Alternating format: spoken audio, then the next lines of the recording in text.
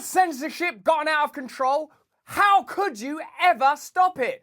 RFK says he'd just bring in those big tech billionaires on day one of his presidency and tell them to stop it. Could that work? And what does his wife Cheryl think? Hello there, you 6.4 million awakening wonders. Thanks for joining us on this voyage to truth and freedom. Are we closer than ever to getting our own person in the White House who might possibly represent the views of those who think authoritarianism has gone too far, that there need to be new alliances between the old left and the old right, new ways of approaching politics, confronting censorship, new conversations? I had a fantastic conversation with Robert F. Kennedy and his wife Cheryl, and I was most interested to hear his views on how he would handle censorship. We think of censorship as a kind of juggernaut that can't be stopped, that can't be impeded. This is a really important conversation, I believe, that we had with Robert F. Kennedy. He talks in a convivial, congenial, almost human way about how he would bring in the heads of Twitter, Facebook, Google, and tell them censorship is no longer acceptable, not on my watch. That he would approach politics how many of us intuitively think politics ought be approached. But, as I said to him, you are after all a Kennedy. Are you not part of the establishment elite? And also I asked him, how can you really be different if you accept billionaire donations in the same way that all politicians do? You're going to love this conversation. And at the end, his wife Cheryl also makes an appearance. But I'll talk to you again before that. Have a look at this first part of the conversation when he talks about how he handles censorship. And let me know in the comments what you think. Also, if you can, if you've got time, would you please turn on the notification bell and subscribe? It really helps us. Cheers. Bobby, I wonder if you are willing to and able to, and if there is any value in, because I would say there is, to say, like, it seems that what I can infer from what you are saying is that you would not accept donations from corporations, whilst I acknowledge it's likely. I mean, I've been speaking to Jack Dorsey, who I know is donating to your campaign, and in a sense it would be self-effacing and self-destructive not to accept money from well-intentioned wealthy individuals. I think what we're talking about is, will your campaign end up being funded by the very interests that are ultimately perpetuating these problems? The kind of people that are, I mean, it's unlikely that Big Pharma are going to be donating, but are you, other than conversationally and by virtue of your history, your personal history, I'm talking about as a lawyer, your cases against Monsanto, your campaigning against corruption in the pharmaceutical industry, are you saying that as president you would be pushing legislation to, for example, demonopolize big tech to break up censorship, ban the political parties from receiving these type of donations in the manner you have described from that famous legislation 100 years ago? Would you nationalize and break up big pharma and perhaps make the health industry, which seems like a sort of, in a sense, even referring to health as an industry seems wrong. What kind of commitment to get money out of politics, to control big pharma meaningfully, and to break up censorship, break down this censorship complex, particularly as we have the EU passing regulations that will mean they'll be able to fine platforms up to 6% of their turnover that do not obey their censorship edicts. The Five Eyes countries all passing similar, curiously simultaneous bills to perform a similar function, which I believe actually, Bobby, are to prevent figures like you having the traction and ability to campaign without passing through mainstream media gatekeepers. It seems to me that you have a unique opportunity to say, I will govern differently and I will address exactly these issues. I will not be accepting military-industrial complex money. I will control big pharma. How close to that are you willing to go, Bob? Given some of the mad, crazy shit you've already said publicly, seems you might as well go the whole hog. I don't think I'm going to be getting a lot of corporate money. I think I've alienated, most of the donors from the Republican Party and the Democratic Party. So, and my campaign is essentially crowdsourced. We've raised over the past 3 days $1 million a day from $10, $20 donations, people giving them to us.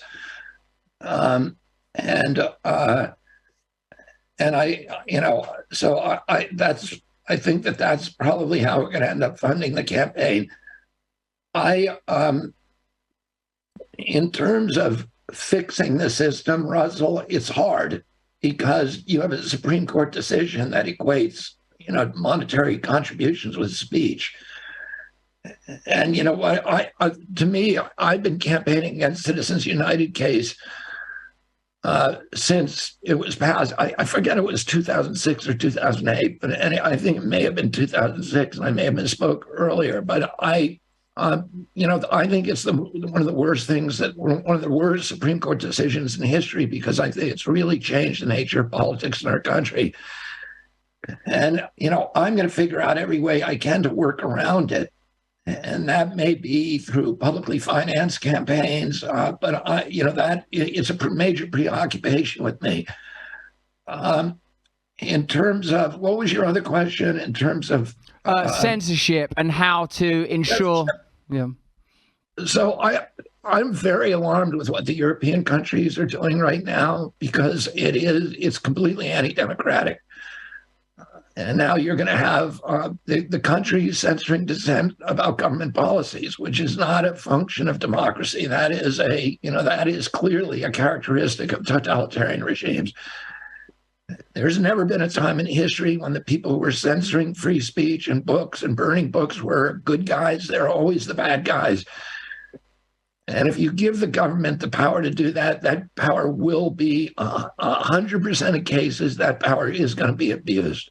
And I think, there's all these excuses to do it now because things are being blamed on this, this tsunami of misinformation that's out there. But the remedy for bad information is not censorship; it's more information, as you said. It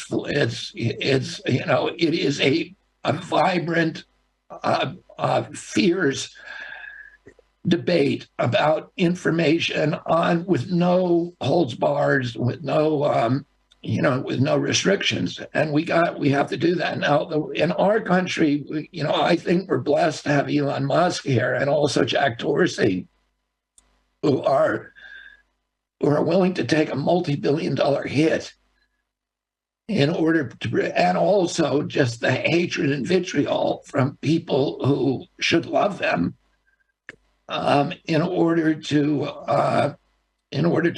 maintain Twitter as a oasis of free speech in this growing ocean of censorship.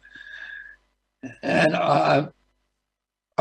so hopefully we'll continue to do that. As soon as I get in office, I'm going to issue a series of executive orders and national security orders ordering government agencies and government officials, any federal government employee, to refrain from any kind of participation in any censorship. I'm going to restore the Smith-Mundt Act, which was the act that made it illegal for intelligence agencies or military agencies to propagandize American people.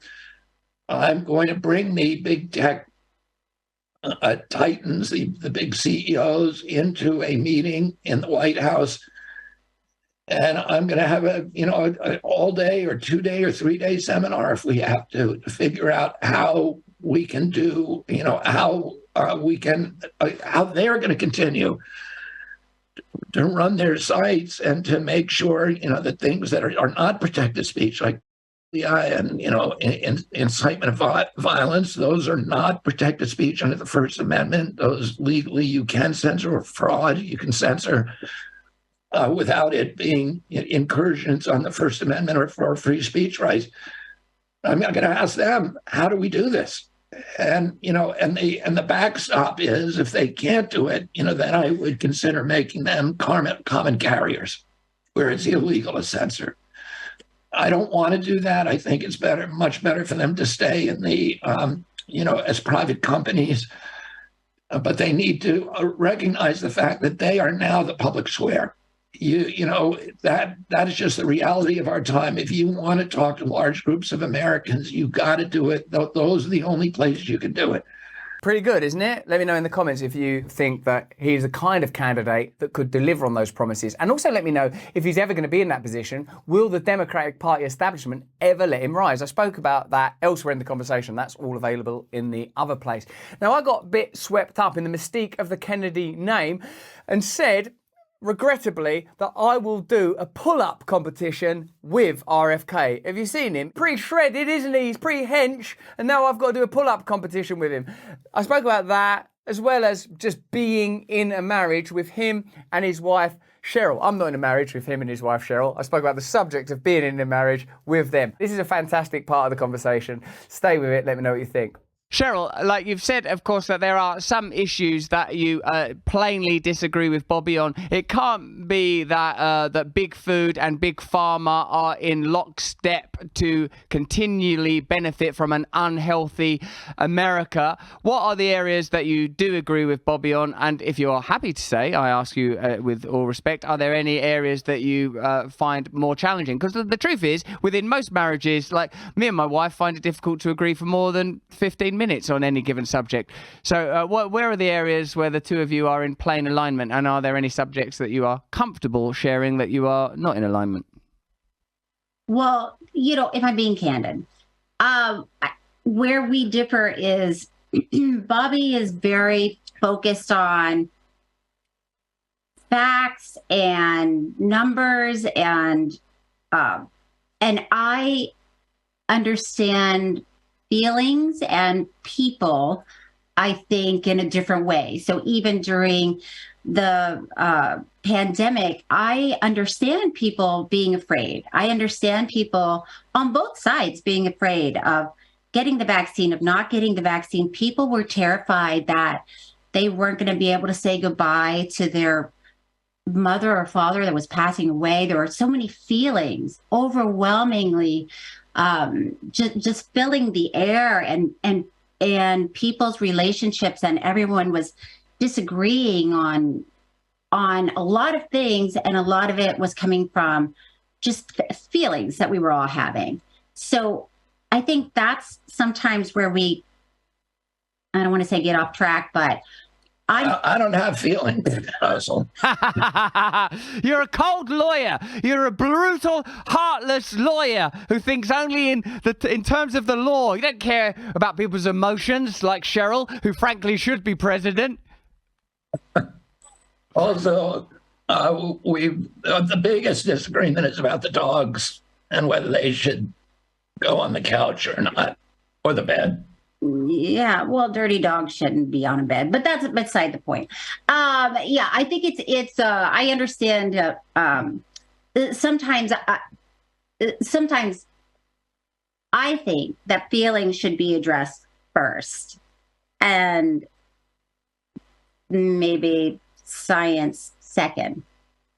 So I don't know if that makes sense or if that is understandable, but that's how I feel. It's interesting, isn't it? Because I suppose culturally we live in a space where science has, to some degree, has become the prevailing orthodoxy. And this is often without acknowledging that some science is a subset of certain interests. And I think the point that you are making about feelings, all of us know in our individual and familial lives that what we're dealing with are our emotional reactions to our own lives, to the relationships we have, to the way our experiences are either inhibited or encouraged. Those kind of conversations, though, I suppose, Cheryl, the risk is that people are able to be dismissive because of subjectivity, because of the very thing that makes it special, i.e. our individual experience as conscious entities is private, divine, perhaps connected to the prima materia of reality, consciousness itself, the crucible of all reality, God's self held within each of us individually, enshrining all of us collectively. It's a difficult thing when politics is primarily about who gets what, where, when, how, when it becomes about the instantiation of power, the manifestation of power, the organization of resources. And in a sense, I suppose, within any marriage, being complementary to one another is is different from being the same as one another, I suppose. So perhaps having a feeling, intuitive person as well as a cold, unfeeling brute that cares only for legislation seems like a recipe for a successful marriage. Well, I agree with what you're saying. It is, oftentimes perception is reality to people. So you have people that have read one article and they truly believe that article that they read. And then you have another group of people that have read a different article and it says something completely different, but that is also their reality. So it turns people against us and against each other. And like you're saying, we are all one. We're all one. We all want the same thing. We all want our children to be healthy. We want each other to be healthy and happy. And the only way to do that is to stop, to listen to each other, and to have a conversation, and to try to understand the other person instead of the finger waving and saying you're wrong, you're wrong, you're wrong. I just think that we need to just take a moment and breathe and know that we're all connected. Pretty good. Pretty good. I hope you enjoyed that conversation. It's up in full at the other place. Tomorrow, we're talking exclusively with Jack Dorsey. It's an amazing conversation. Jack Dorsey said, I almost don't want to look, Jack Dorsey said he regrets banning Trump. This is a fantastic conversation that you're going to want to see. Later this week, Tucker Carlson. All these conversations in full, first at the other place. There's a link down there in the description. We want to keep having these conversations that are designed with bringing conciliation in mind, with bringing about new alliances, new independent media, new independent political voices, new ways to bring democracy as close as possible to the people that are affected by it. But that is just what I think. Let me know what you think in the comments. If you enjoyed this video, have a look at this or this, where you can learn even more about subjects that I believe are important to you. Turn on the notification bell and subscribe. My stand-up special is available for a few more days. There's a link in the description to that as well. More important than any of that stuff, though, is that you please stay free.